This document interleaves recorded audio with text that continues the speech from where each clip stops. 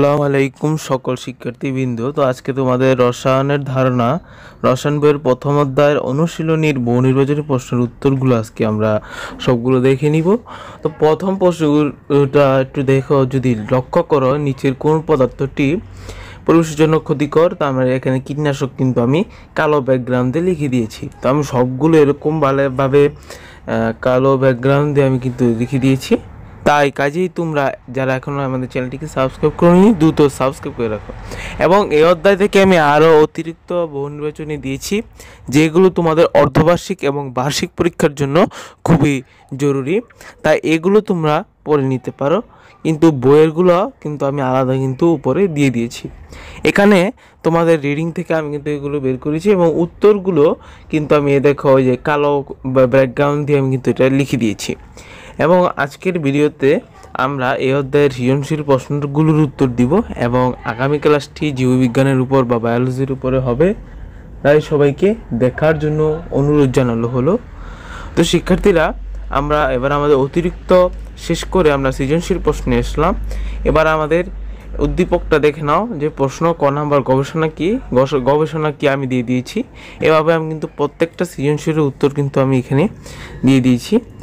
খ নম্বর প্রশ্ন, এগুলো কিন্তু তোমাদের ক খ কিন্তু বই থেকে আমি সংগ্রহ করেছি।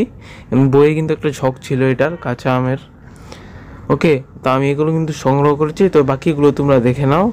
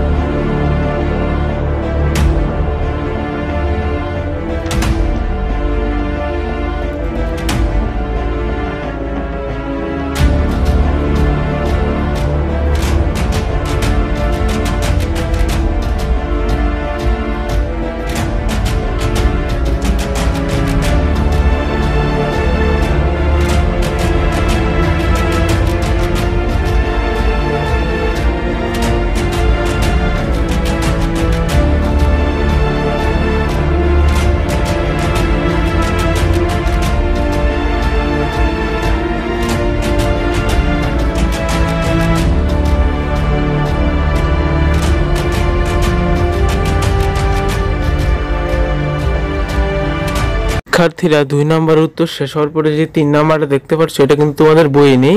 এটা কিন্তু আমি অতিরিক্ত হিসেবে তোমাদের কিন্তু আমি বানিয়ে দিয়েছি।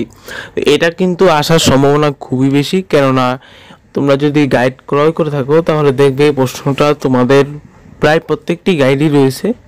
এবং এটা কিন্তু এসএসসির জন্য খুবই নির্ভরযোগ্য প্রশ্ন। 2016, 15, 17 এবং 19-এ কিন্তু এই প্রশ্নটা এসেছিল।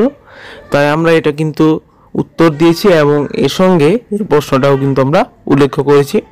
তো যারা আজকের ভিডিওতে আমাদের সঙ্গে দেখেছো তাদের সবাইকে ধন্যবাদ। এবং কোন বিষয়ে ভিডিও প্রয়োজন এবং পরবর্তী অধ্যায়ের অনুশীলনী বুঝিয়ে দিতে হবে কিনা, অথবা পরবর্তী অধ্যায়ের অনুশীলনীর উত্তর প্রয়োজন হবে কিনা অবশ্যই আমাদের কমেন্ট করে জানিয়ে নেবে। এবং আগামী ক্লাসটি হবে বায়োলজির উপরে। আর এগুলো লিখতে কিন্তু প্রচুর পরিশ্রম গিয়েছে, তাই আমাদের ভিডিওটিকে যারা এখনও লাইক করেনি দ্রুত লাইক করে দাও। এইটা মূলত তোমাদের প্রথম অধ্যায়টি যা রয়েছে তারই উপরে নির্ভরযোগ্য, যে রসায়নের ধারণা অধ্যায় থেকে কিন্তু আমরা এটা সংগ্রহ করে কিন্তু এটার উত্তর কিন্তু তোমাদের সঙ্গে ব্যাখ্যা করেছি। রসায়নের ধারণা অধ্যায়ে যে অ্যাপ্রন মানে তোমাদের যেই বলে সেফটি যেসব উপাদান রয়েছে যেগুলো গবেষণা করার প্রয়োজন হয় সেগুলো আলোকে প্রশ্নটি। তো কেমন লাগলো ভিডিওটা অবশ্যই কমেন্টে জানিয়ে দিও এবং এরকম সকল ভিডিওর জন্য চ্যানেলটিকে সাবস্ক্রাইব করতে ভুলবে না।